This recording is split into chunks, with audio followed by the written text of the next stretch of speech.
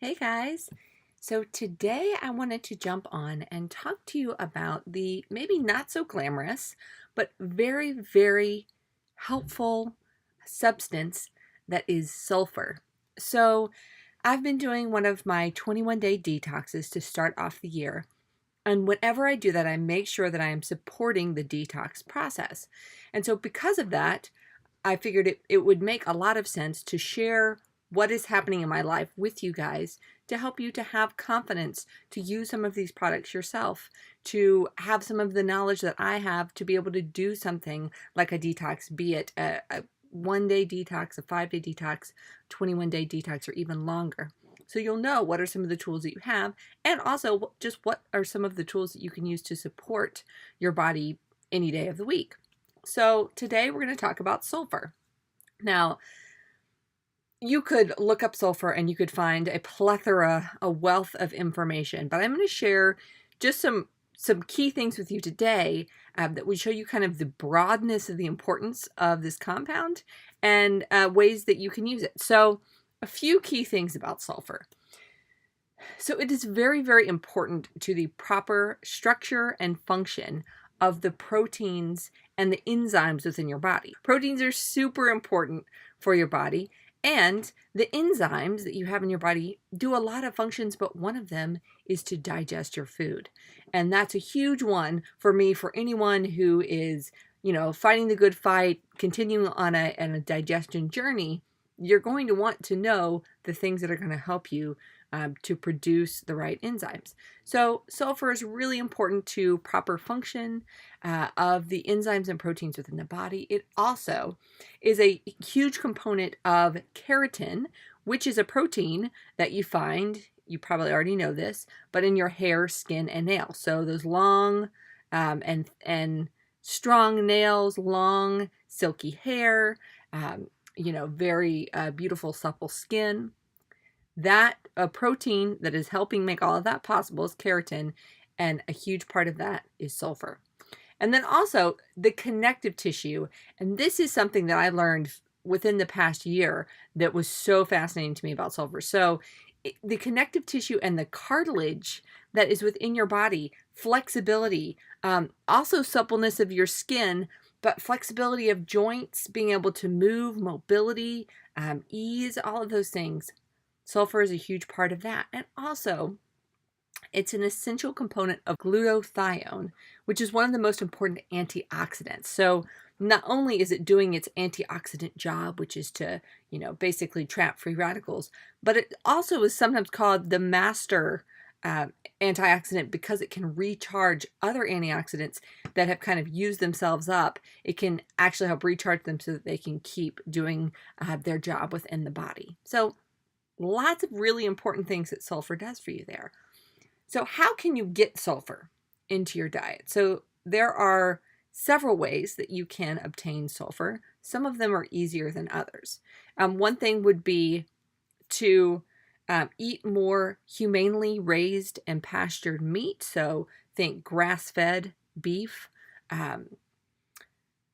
I struggle to say free-range chicken because we all know that what that really means is just like not in a cage, but like happy chickens, from an actual farm where they ran around. And I believe that's called pasture-raised. But so grass-fed beef, pasture-raised chicken, wild-caught fish, okay, those are great sources of sulfur. If you don't eat meat, then having the eggs from chickens that are pasture-raised. So again, organic free range, it's not meaning so much anymore. But if you have happy chickens making happy eggs, then you will A, notice a taste difference, but B, you will get a lot more sulfur in that. And then also there are a lot of plant-based ways to get sulfur. A couple that I just learned about, which is really interesting to me, coconut oil and olive oil. Love, love, love those. You can also get it from most of the cruciferous vegetables. So think garlic, onions, kale, spinach, Brussels sprouts. I'm sure that there are others, but you can look them up. Just vegetables that contain high amounts of sulfur, and add those into your diet. Okay, so problem with eating, free range chicken. It's the same problem with eating standard vegetables, certainly if they're not organic, but then also if they are organic.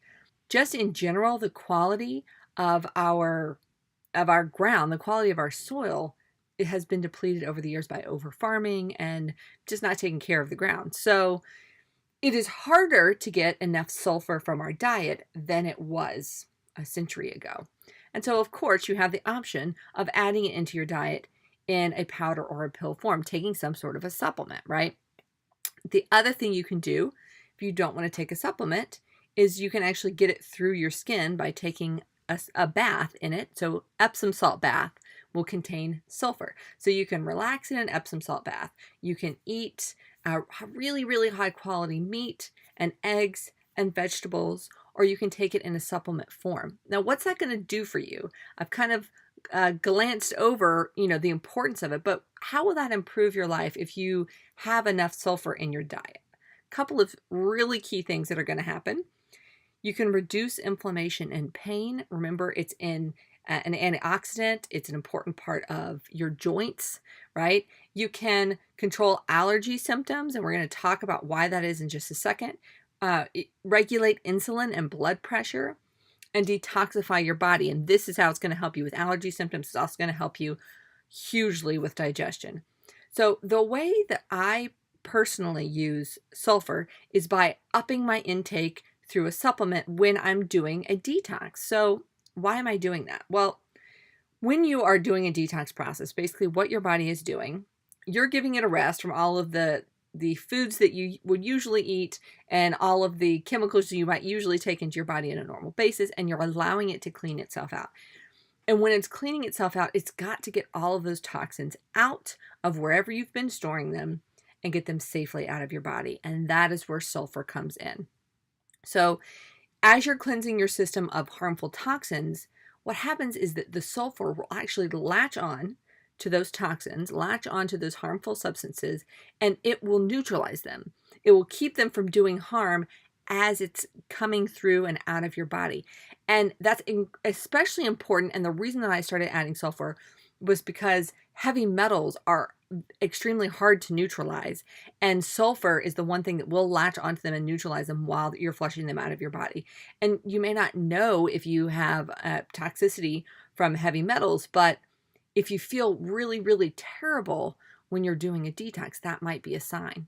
So it will also, once it has gotten everything out of your system, if you continue to take sulfur, it actually also lines the intestinal wall and will keep parasites and yeast from latching on and doing harm to your wall. One of the things that they do is actually eat through the intestinal wall and create leaky gut syndrome, which you've probably heard of in the past few years, which is allowing things to leak out of your gut as you're digesting them, and is what has made a huge problem for a lot of people becoming allergic to more things, including gluten, because it's leaking into your body and it shouldn't be there. It should be contained in your intestines.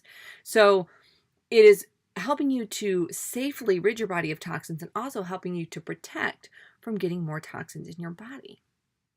And as I was doing some research to bring this video to you guys, I came across this that I found really, really interesting from my own particular detox experience, which is that as you do a detox, you can actually tell what kind of toxins you might be detoxifying based on your symptoms. So we all know that, the detox headache, right, is kind of the first thing that you might experience. And that is basically as things are coming out of your body and you have probably an overwhelming amount of toxins to hydration, to H2O, to oxygen in the body. So if you drink more water, you can usually help those headache symptoms subside. But besides that, if you get nausea, constipation, diarrhea, tummy ache, all of that intestinal stuff, that usually means that there's some sort of parasitic activity or yeast overgrowth or maybe bad bacteria overgrowth that you're flushing through your system. So you have some sort of a gut issue that you're healing. That's really good to know, because it means when you're done with the detox, you might want to spend some time supporting that digestive system more and not just carry on with your day once you're done with the detox and forget about it, right?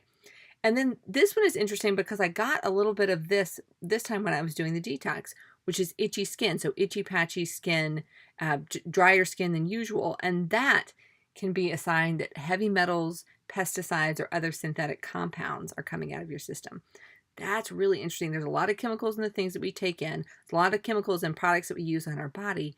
And there's a lot of trace potential minerals and heavy metals that are in food and water and all of that kind of stuff. So I found it really fascinating that I noticed a rash and I wondered what it was. And then I did this research and discovered that that's a sign that it might be heavy metals, pesticides, or synthetic compounds. So I'm going to look more into that. But what is it that I'm doing to add to my diet, to add this into my diet very easily? Now, I do eat more cruciferous vegetables. We do eat more meat, and we always eat high quality meat, but we eat probably more meat than usual when we're on a detox because we're eating less carbs, and you got to get the calories in somewhere. But the other thing that I do is that I take a pill form of sulfur called Sulfurzyme, which is Young Living's sulfur supplement.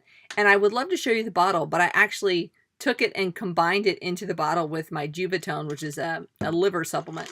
So I'm just going to show you what the pill looks like. But it's just like this, like a regular old pill, slightly pink toned, which helps me keep track of it as compared to my probiotic, which is white.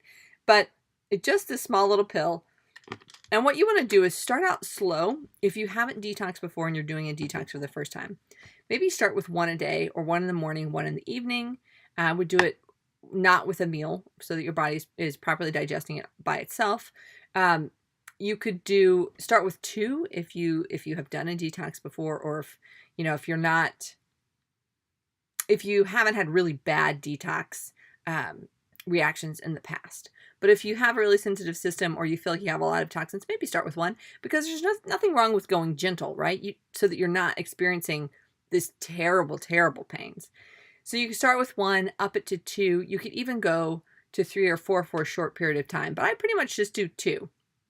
And that is enough to just support all of the other things that I'm doing. And I know when I am reducing intake of harmful substances and allowing my body to naturally flush all these toxins out, that I'm having the sulfur in there to bind to that bad stuff and keep it from hurting me on the way out. So that is my tip for you guys today. If you didn't know anything about sulfur before and now, fantastic. If you did know a little bit, I hope you learned something new. And I'm going to write a couple of notes about this information down below the video. So if you wanted to copy and paste and have that for the next time you do a detox, and I'll give you a link to learn more about the Sulfurzyme. But that's it for today, guys. I hope that was helpful, and many, many blessings to you on your health journey for 2019. And I'll be back with another video that also has to do with detox soon. Talk to you guys then. Bye.